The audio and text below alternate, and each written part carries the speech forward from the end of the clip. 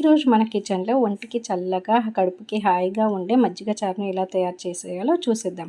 ముందుగా ఒక బౌల్లో 1 కప్పు పెరుగుని తీసుకొని బాగా బీట్ చేసుకోవాలి. ఏ ఉండలు లేకుండా బాగా బీట్ చేసిన తర్వాత ఇలా ఫైన్ పేస్ట్ లాగా చేసుకోవాలి. ఇప్పుడు ఇందులోనే నేను 1 కప్పు వాటర్ని వేస్తున్నాను. 1 కప్పు పెరుగుకి 1 కప్పు వాటర్ అయితే కరెక్ట్గా సరిపోతుంది.